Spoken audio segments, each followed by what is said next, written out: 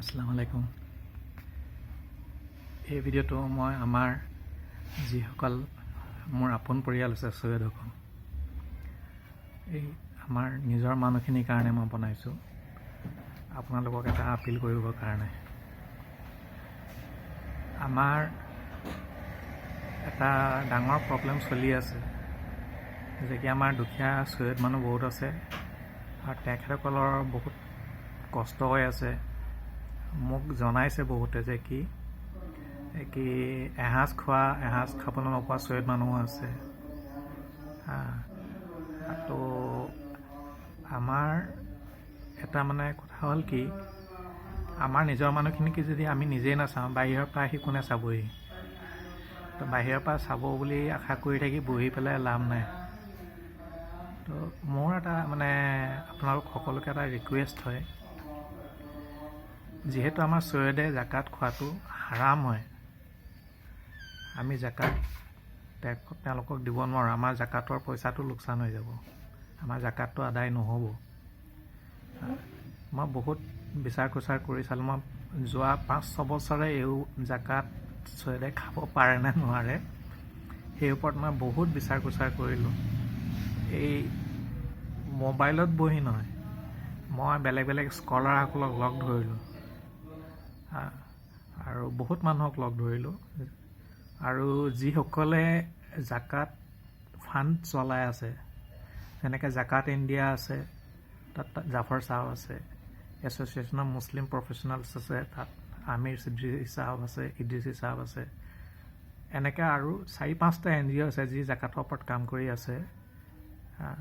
তেওঁলোকে সকলোৱে এটা শব্দতে কৈ দিলে ন' ছৈয়দে জাকাত খাব নোৱাৰে। তেতিয়া মই তেওঁলোকক সুধিলোঁ যে কি ইয়াৰ নেক্সট অপশ্যন কি আছে। তেতিয়া তেওঁলোকে ক'লে কি আপোনালোকে এটা নন জাকাত ফাণ্ড বনাওক আপোনালোকৰ নিজৰ মাজতেই, ছৈয়দসকলৰ মাজতে। নন জাকাত ফাণ্ড কি হ'ব পাৰে? এতিয়া মই সুধিলোঁ, তেওঁ কৈছে চিম্পল, ডনেশ্যন লওক, হাদিয়া লওক।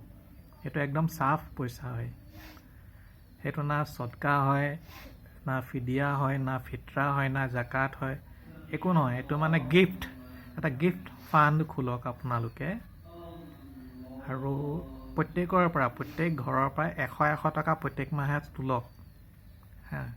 100 টকা খালি। আমাৰ মোবাইলৰ খৰচ মাহত কিমান হয়? আমাৰ ইণ্টাৰনেটৰ খৰচ ঘৰত কিমান হয় প্ৰত্যেক মাহে?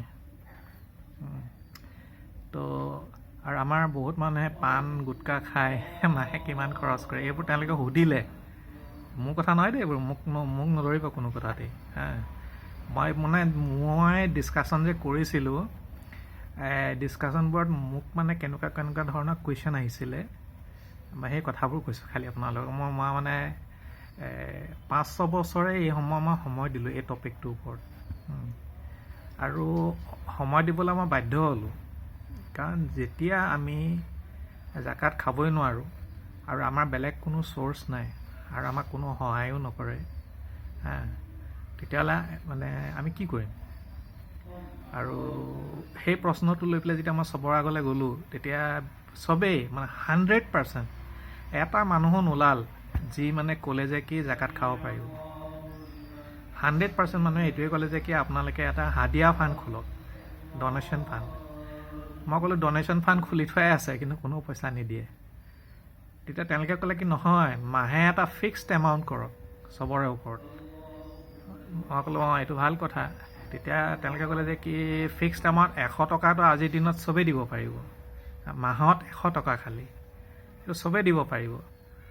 আৰু সেইটো তেওঁলোকে অনলাইন পে'মেণ্ট কৰিব লাগে, তাইতো মানুহৰ ঘৰে ঘৰে তুলিব কোনো দৰকাৰ নাই, অনলাইন পে'মেণ্ট কৰিব পাৰে। আৰু আপোনালোকে 100 টকাকৈ উঠাওক। তেতিয়া মোক সুধিলে আপোনালোকৰ ছৈয়দ মানুহ কিমান আছে? মই ক'লোঁ আমাৰ গুৱাহাটীতে 300 ঘৰ আছে, 300।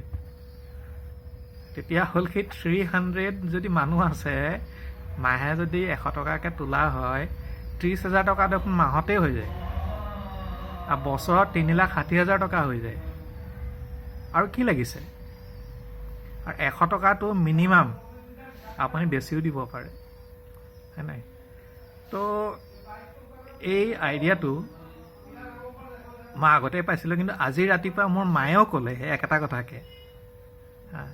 মই ক'লে মায়ে ৰ'বা, মই ভিডিঅ' এটা বনাইছোঁ, সেইটো মই দি দিছোঁ। তো এতিয়া হৈছে কি, ৰোজা মাহ হৈছে। ৰোজা মাহতকৈ ভাল মাহ আৰু ষ্টাৰ্ট কৰিবৰ কাৰণে একো নাই। এই ৰোজা মাহতে আপোনালোকে সকলোৱে এইটো বিছমিল্লা কৰক।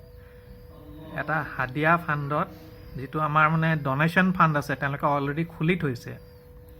এই ডনেশ্যন ফাণ্ডটোত, আৰু নতুনকৈ ফাণ্ড খুলিবতো কোনো দৰকাৰ নাই, নতুনকৈতো আৰু এই একাউণ্ট খুলিবৰ একো দৰকাৰ নাই, কাৰণ এই তেওঁলোকে অলৰেডি ডনেশ্যন ফাণ্ডটো খুলি থৈছে। ডনেশ্যন ফাণ্ডৰ একাউণ্ট নম্বৰ আপোনালোকক চবকে দি থৈছে। তো বিছমিল্লা কৰি আজিয়েই 100 টকা এটা পঠিয়াই দিয়ক ডনেশ্যন ফাণ্ডটোলৈ। আৰু প্ৰত্যেক মাহে 100 টকা যদি আপোনালোকে দি থাকে, বছৰত 3,60,000 টকা হৈ গ'ল। তাকে ৰাইজে, কিবা এটা আছে ন অসমীয়া, ৰাইজে নখ জোকাৰিলে কি হয় পাহৰি গৈছোঁ মই অসমীয়া ফকৰা যোজনাবোৰ অলপ। ৰাইজে নখ জোকাৰিলে নৈ বয় বোলে। মোক জোনমণিয়ে কাৰেক্ট কৰি দিছে। তো আপোনালোকে নখটো জোকাৰক যাতে নৈখন বৈ যায়। তো বিছমিল্লা কৰক, আল্লাহৰ ওপৰত তাৱাক্কুল কৰি বিছমিল্লা কৰক, নিয়ত কৰক, প্ৰথমতে নিয়ত কৰক। আৰু আমি সকলোৱে দোৱা কৰিছোঁ যে আমাৰ চবৰে নিয়তটো যেন আল্লাহ তাআলাই কবুল কৰে। আৰু এই কোৱাটো মোৰ কাম হয়, বাকী কৰাটো চব আল্লাহৰ কাম। কমপ্লিট কণ্ট্ৰল আল্লাহ তাআলাৰ হাতত আছে, আমাৰ হাতত একো নাই। আমি সেইকাৰণে নিয়তহে কৰিব পাৰোঁ। আমি নিয়ত কৰিছোঁ চবে। আৰু বাকী কৰাটো যিহেতু আল্লাহৰ কাম, সেইকাৰণে আল্লাহৰ ওপৰত মই এৰি দিলোঁ। আসসালামু আলাইকুম।